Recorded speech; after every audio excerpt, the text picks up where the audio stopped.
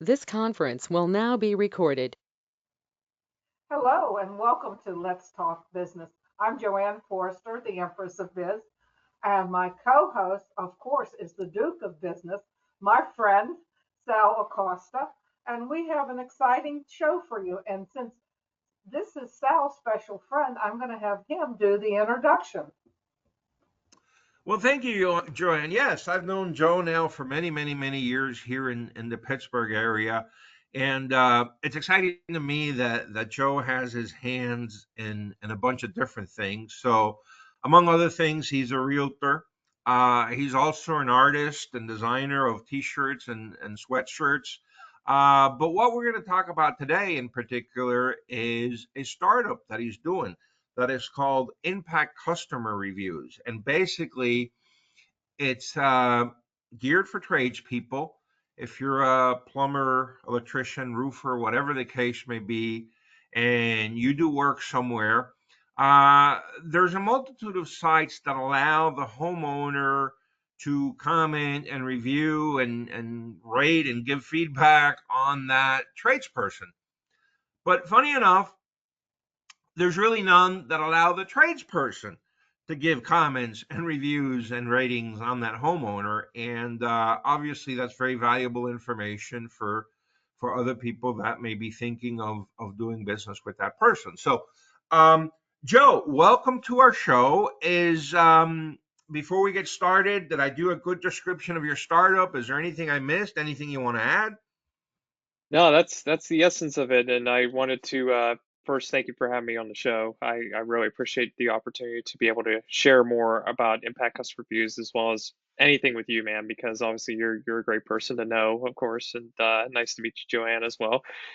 Yeah, so basically, impact customer reviews is everything that Sel said. It is primarily geared towards contract-based businesses, and that can definitely include tradespeople like plumbers, HVACs, general contractors. That can also include people within the creative space, like graphic designers, web designers, photographers, and videographers. Basically, anybody who has a contract that depends on timelines, payments, and providing some sort of service. Anybody can use this platform that are within those spaces.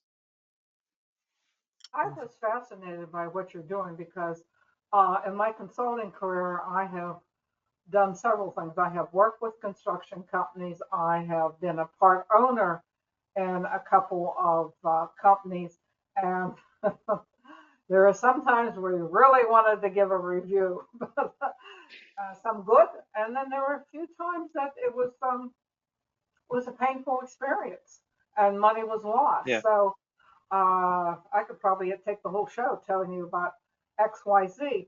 But so I'm glad to do this. Now, I have one question. Is this a Sure. subscription site? I have a bunch of questions, but is this a subscription site or what? So how it works basically is that when somebody registers to join the platform and become a member, and that's the key thing about it is there's two different kinds of memberships that they can get right now. One is if they want to leave reviews, that we're actually offering that free right now. So anybody who joins with a valid EIN and username and password can be a part of this website and leave a review, as many reviews as they want, and they're star score based reviews. And what I mean by that is on a scale of 1 to 5 stars, there's a series of questions that the business answers, and that could be, did the customer pay on time? Did they alter the agreement? Would you work with them again? And those sorts of questions. And this is on a 1 to 5 star score basis. So obviously, if they paid in full on time, you're going to give them a 5 star. If it was a series of installment payments and they paid on time for a few of them, but they might have been a little late on some, you might give them a 4 or 3 stars out of it. And obviously, if they didn't pay on time, that's pretty self-explanatory the kind of score that you would give them. And we do star score based reviews because we don't actually allow for any specific comments to be made about any customers that are on there, and that's mostly for a liability purpose because we want this platform to be as clean as possible, and we want to keep out the liability issues that can come if we allow certain kinds of things to be said on there. So we do this as just we're just providing a source for the information, and obviously you as a business owner, when you look them up, and this is the other kind of membership that is on the site that somebody can sign up for. If you want to read those reviews and access those reviews, again, it's the same process. You give a valid EIN and you agree to terms and conditions to keep the information confidential on the site because obviously there's plenty of potential sensitive information that we really don't want just getting out there for anybody to use, and we always want to create incentive for people to join this platform. So how this works is if you want to read those reviews is you get a 3-month free trial and then you get billed on a yearly basis as a paid membership subscription. And now, obviously, if you don't want to do the full year subscription, we also offer a monthly subscription that's available with a 1-month free trial, and then you get billed on a monthly basis. But essentially, that's how you're able to find out those reviews that people have left about. If you're curious about a customer that you just met, and then you just wanted to do your due diligence, it can also be like a customer due diligence tool in that regard. And obviously, if you look them up and by their name, their street address and zip code is how they can be looked up. And so if you look them up and you find out that, oh, they're 4 out of 5 stars, or 4.5 out of 5, or 5 stars, okay, I feel pretty good about doing business with them, and that could potentially save the customers money. Because so how many of us as contract-based businesses, we just met this person, we really don't know a ton about them, so we're just making sure that if anything goes wrong, we're covering our bases on X, Y, and Z. But obviously, if you have a customer due diligence tool like this at your disposal, then you can feel confident about who you're doing business with in that regard. Now, obviously, you come across a, a customer that when you look them up, they have like a 3-star or underscore. You then it's up to you to decide how you want to proceed with that. We're ultimately there just to give the information. We're not there to really steer anybody in any particular direction. It's just simply, here's the information. You decide what you want to do with it, and that's just why we exist, is impact customer reviews. And let me just mention, by the way, for anybody watching the YouTube video or just listening to the podcast, in the video description on YouTube, we're going to put a link to the website. So if anybody wants to join or find out more, just look in the description to the video, and you'll have the link there to impact customer reviews.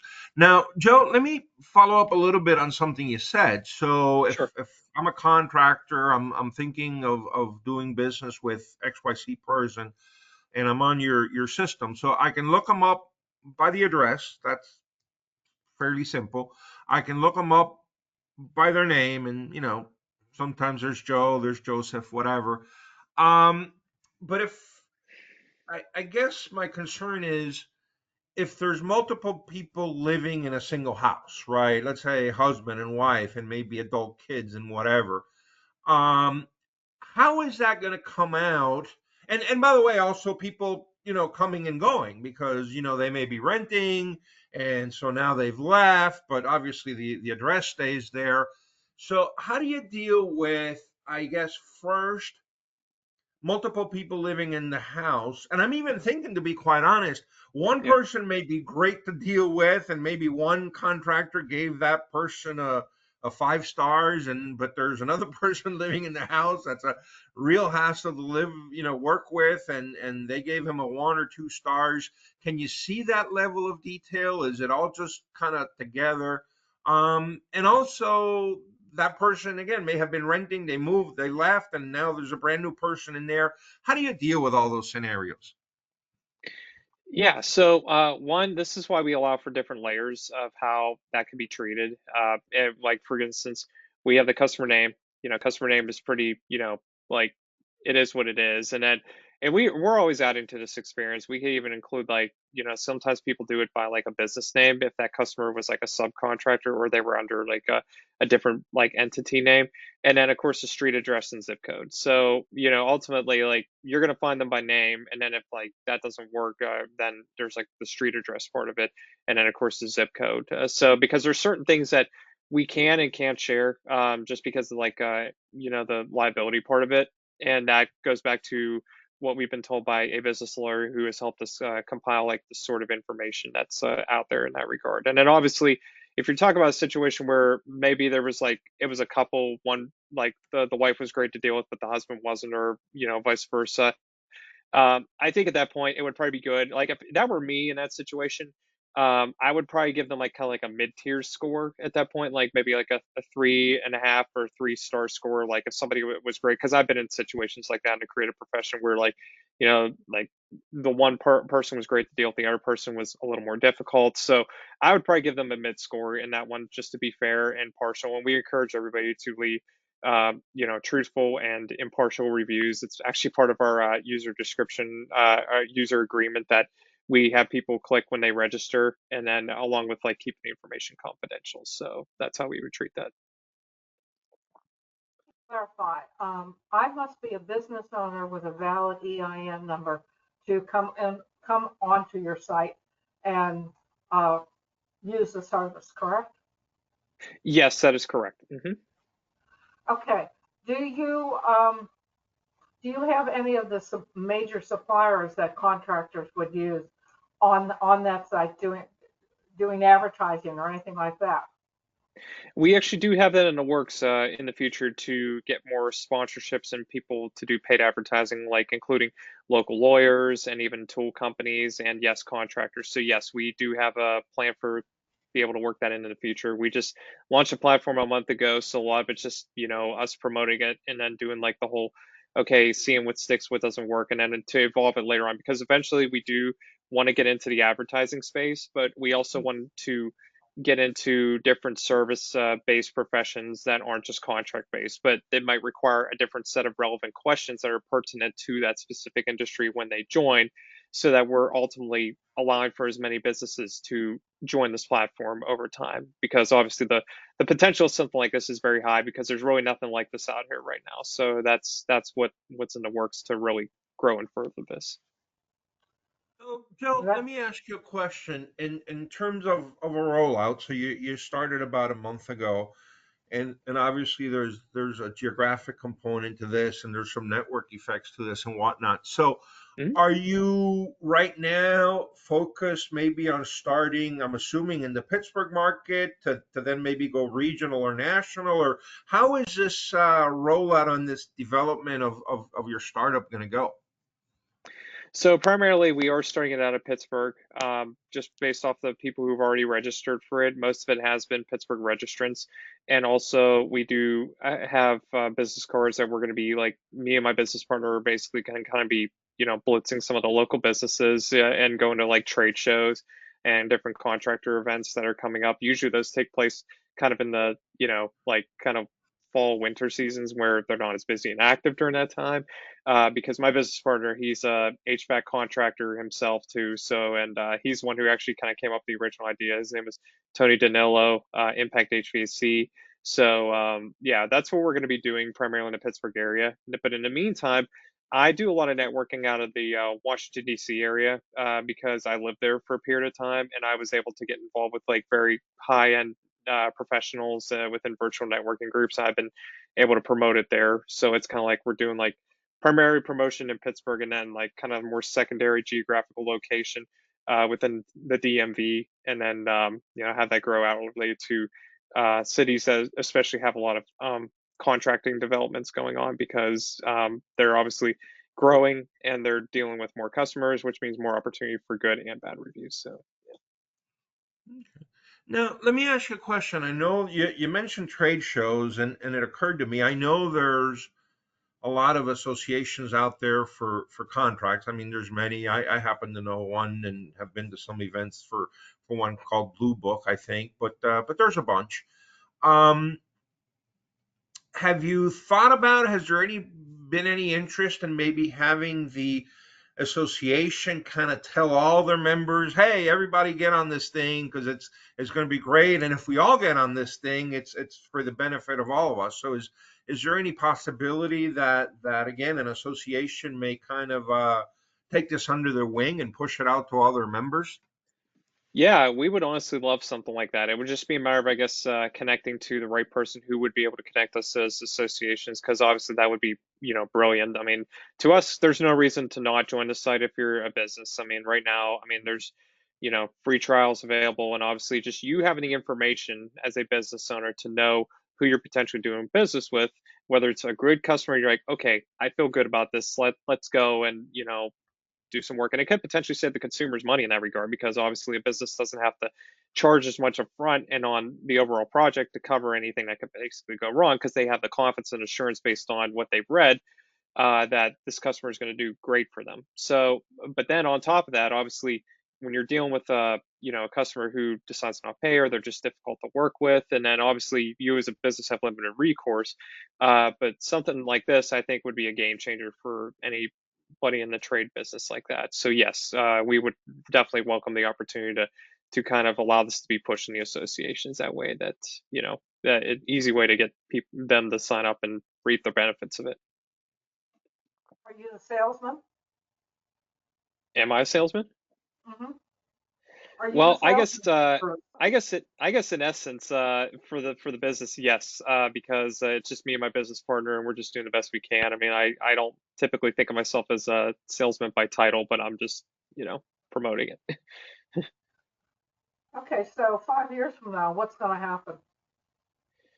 Well, God willing, this really grows to the point where it's very largely known, if not from coast to coast, primarily East Coast, Mid Atlantic area, where we're having thousands of businesses that have joined this, and they're obviously reaping the rewards of it in terms of like how they're doing business, how they're engaging with their customers, and then, we trust that this is something that basically almost any big type of business can use. So that's where we see this going 5 years from now. And there's even more long-term plans to see how restaurants can use this sort of platform and have it evolve over time. So that's what we see within 5 years.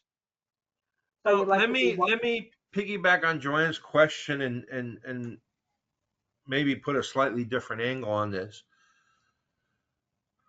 A lot of people say, and I agree, that when you do before you even start your startup, you should be thinking about your exit plan. Um, so my question to you is, have you thought, and I know this is way into the future. I know we're getting way ahead of the story, but still as an intellectual discipline is good. Have you thought about your exit plan? Do you sell this to, again, a trade association, the BBB, Facebook, Google reviews? I mean, what is your ultimate exit strategy that you get rich and you get to live full time in the Bahamas like your background? Well, I guess it would depend a lot on what me and my business partner want to do with like the business in terms of like our future children, and like if they would want to get involved with that and like be able to plan within that. Obviously, it would depend on if they want to, and I'm definitely not going to force them into that. But obviously, if it comes down to none of our kids are interested in the business, and we're kind of like, okay, well, we're done with this. We want to move on, or we're getting close to, beyond the retirement point, then I think at that point we would explore like how much is the business worth, and then who we could potentially sell it off to in that regard. Okay, but you don't have right now, and that's fine. Right now, you don't have uh, a list of targets, a short list that you've already put together. You will explore that when you get there. Yeah, it's kind of a we'll see how this goes, and then explore when we get there sort of thing right now. Okay. So you like to, uh, I'm smiling because at one time, whether I was sane or not, I owned five businesses because, oh, that looks good, and off I go. you know. Yeah, Uh, um, so if Bill Gates or whoever now runs Microsoft would come and offer you a lot of money right now for your idea, what would you do? right now. Yeah, seriously, just for the idea. I love the idea. I'm sitting here like, oh boy, I wish we had it when we were in. Yeah, so hmm. That would be a tough one because I guess it would depend on how much money they're offering. Like, if we're talking like a super amount of money, that it's like there's literally, if I were to work, it would be purely just for personal self fulfillment. At that point, my wife and future kids and even their grandkids would be well taken care of. Then sure, like why not at that point if it would be exuberant. But I know like there's something to the whole building something like this from the ground up, and the fact that, this took 4 years of working out kinks and just different twists and turns for us to get to this point. So if I were to basically, like kind of turn it over to somebody else like that, it would have to be like a lot. Like we'd really have to get a lot in return because like we worked so hard to get to this point and, labor on this. I mean, we would definitely welcome it to kind of run itself and then maybe, get it publicly traded and make dividends from that and what have you. But yeah, it would have to be a very high amount just because that's how much it means to us personally to get to this point and then be able to do something that hasn't really been done and isn't currently done out there.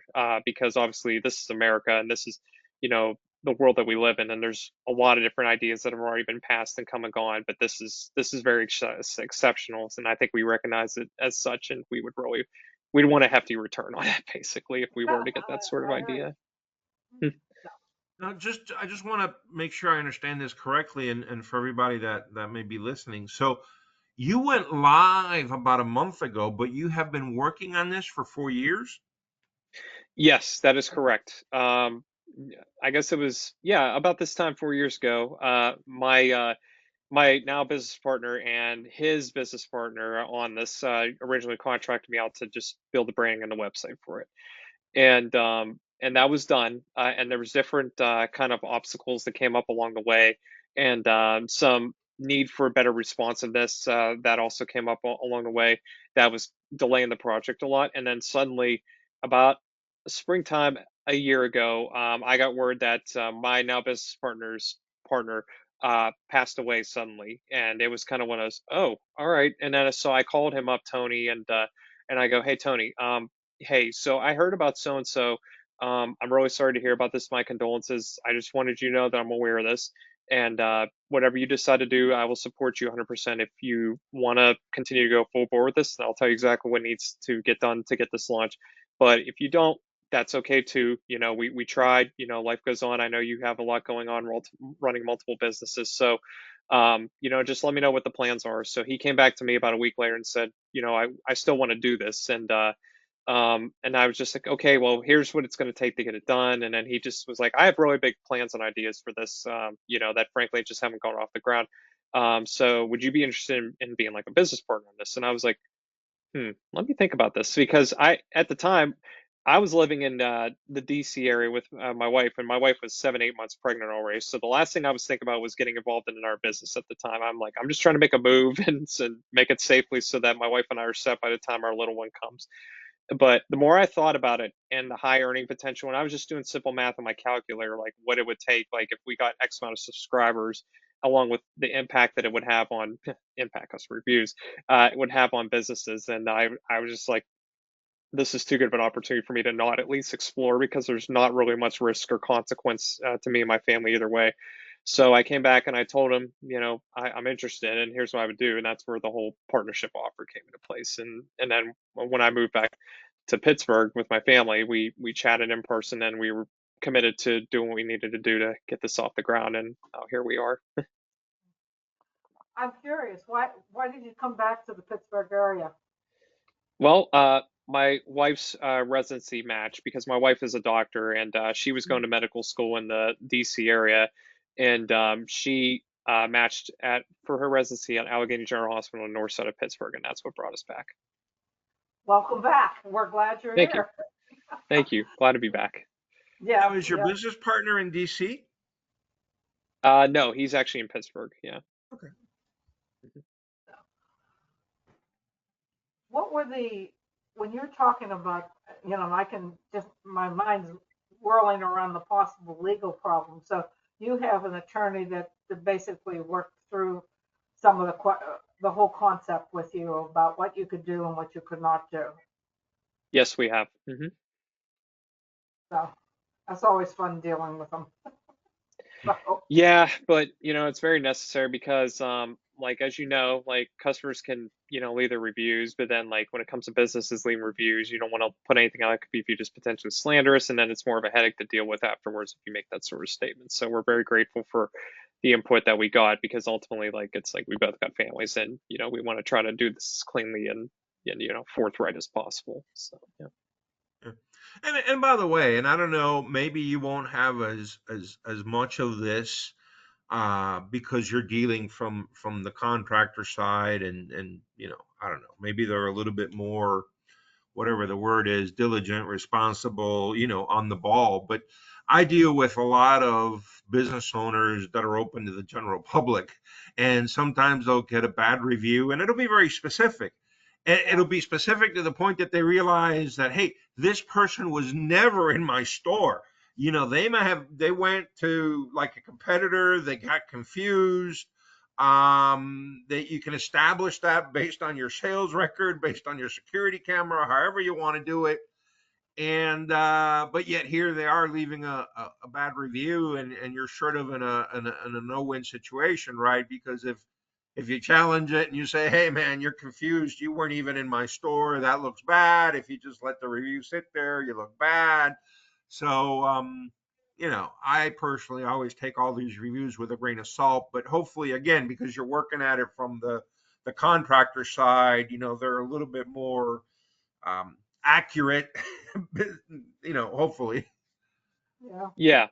Yeah, no, that we agree, and that's why we put in certain measures in place to mitigate the potentials for those kinds of errors to come up or just any kind of malicious intent. Because like we have a like a user agreement that a person checks terms and conditions upon registering. We have a space for valid EINs so that only legitimate businesses can join this platform and not like anybody who feels like leaving some kind of review. And that's also why we've cut out the comment section to prevent anything that can be viewed as slanderous or anything that's like, hey, this person wasn't nice, let's all boycott them, which as we know that starts getting into group boycotting, which is antitrust. So that's why we don't allow for that anything that can be viewed as comments to be made, and everything's kind of, it leaves enough ambiguity while still allowing enough truthfulness to come out that isn't directly like can be viewed as slanderous in that regard. So yeah. Yeah. Well, and sometimes it's just a personality clash too. It's not that the contractor is bad or the homeowner is Yeah. bad. They just have different personalities, and they thought they could get along when they signed the contract, and it turns out they can't. Yeah, yeah, exactly. And then just making sure like the information stays confidential within the platform. Like, for example, if we found out that somebody was like screenshotting any of the information from the website onto their computer or like posting on social media or anything, then at that point we'd have to terminate their subscription because that's a violation of terms and usage and putting any potentially sensitive information out there. So we make that clear in our user agreement that that's also something that we don't want. Yeah. Well, Well, and also not to get too far down this rabbit hole, but I can see this one happening too. The homeowner says, hey, I want you to do A, B, and C. And the contractor says, okay, fine, I'll do A, B, and C. And it's going to cost you $1,000. Okay, great. We sign, we start. And then when he starts knocking down walls or landscaping or painting or doing whatever, it turns out that he discovers something that the homeowner in good faith didn't know was there. He didn't Yeah. know it was there because he couldn't see it.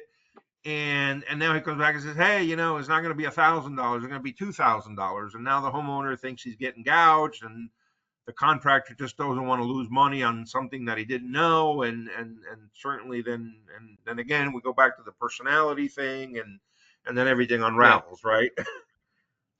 Yeah, and that's unfortunate when that happens, just because, like sometimes it's one of those things where you don't know what you're getting into before you start. And that's why, like, I practice that in my own business, like asking the right questions up front and like doing my due diligence so that one, when I'm giving a prospective client a quote and a proposal, that it's exactly what we expect. We've uncovered about everything, and obviously there's no way to always 100% foolproof that, but nonetheless, you still do these things, so the chances of you running into situations like this are less as a result. And obviously, we can't necessarily tell people how to run their business, although we do have this in the plans to offer blogs and information, like kind of like brief information posts that go out by email that go out to businesses on how they can better run their business, and just tips and things like that that we're going to be offering that and putting that in the works here within the next few months, in addition to everything else that we're putting out there. So we trust that like this is going to encourage everybody to do business better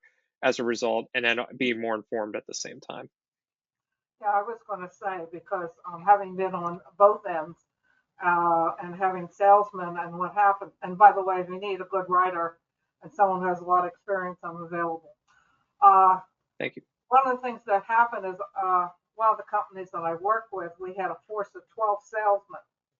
So what the salesman promised and what actually happened, often I was in the middle of, okay, they signed a contract. And when I looked at the contract, some of the things that were promised literally for the money could not be done. So we were often caught into having our salesmen run around crazy, especially at the end of the month when they wanted to make a sale and then have a bonus in that. We often had that situation where more often than I'd like, where I had to go in and deal with the promise and the expectation and what's the reality. So that Yeah. can happen. That can happen.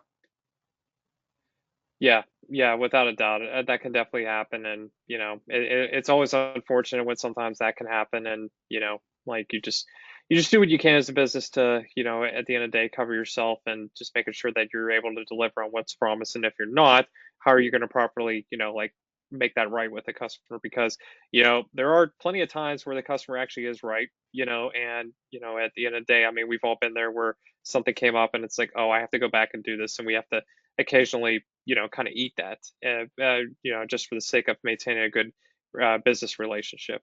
And it's unfortunate when it has to happen, but I think at the end of the day, that says a lot more because I think some customers like they don't necessarily expect perfection, but they do expect you to do right, for them at the end of the day, and that's totally fine and legitimate.